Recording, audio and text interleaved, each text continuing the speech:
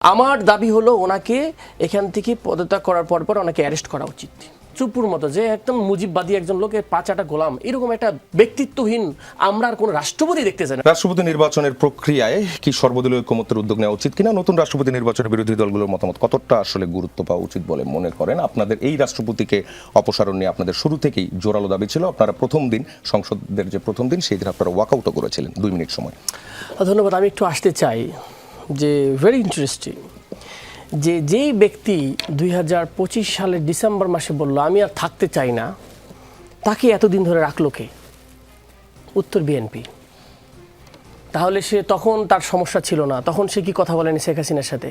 আমরা একাধিক রিপোর্ট দেখলাম, রিসেন্ট রিপোর্ট, তার মানে তাকে এখন দরকার নাই, এজন্য আপনি সরাচ্ছেন। আমি তো মনে করি ওনাকে এরকম সুন্দর করে সমঝোতার ভিত্তিতে পদত্যাগ করে দেওয়ার সুযোগ নাই। ওনাকে ইমপিচমেন্ট করা দরকার ছিল। একজন সরাসরি খুনি হাসিনার রাষ্ট্রপতি ছিল, তাকে আপনি এই 5 মাস ধরে রাখলেন কেন? ডেমোক্রেটিক সরকার আসার পরেও, সাংবিধানিক সংকট দূর হওয়ার পরেও কেন রাখলেন? আমার দাবি হলো ওনাকে এখান থেকে পদত্যাগ করার পর ওনাকে অ্যারেস্ট করা উচিত। কারণটা কি?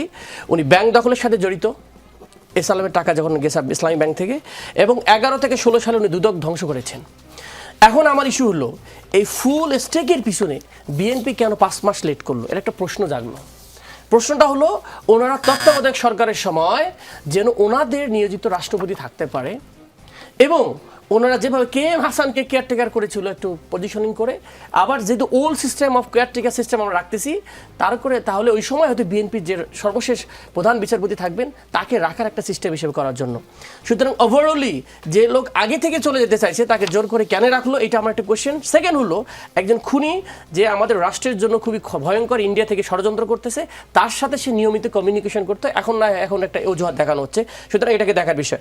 2 নম্বর যেটা বলেছেন যে বিরোধী দলের আসলে কতটা এখানে সুযোগ আছে। আপনি জানেন যে বাংলাদেশে এসে উইনার টেক্স অল, যদি মেজরিটি যে পায় সে সব কিছুই করে নেয়। যদি আমরা শুধু 201-এর কম হইতো, তখন আমাদের একটা ফ্যাক্টর অনেক সময় চেঞ্জিংয়ের ক্ষেত্রে লাগতো।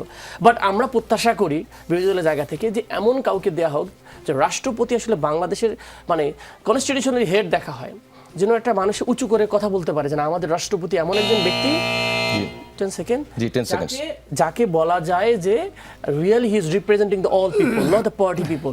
লাইক চুপুর মতো যে একদম মুজিববাদী একজন লোকের পাঁচাটা গোলাম, এরকম একটা ব্যক্তিত্বহীন আমরা আর কোনো রাষ্ট্রপতি দেখতে চাই না। রাষ্ট্রপতি সামথিং শাহাবুদ্দিন সাহেব, ইট ইজ জাস্ট ফিগার যারা মানুষকে বলতে পারে যে আমার রাষ্ট্রপতি একজন ব্যাকবোনলেস না।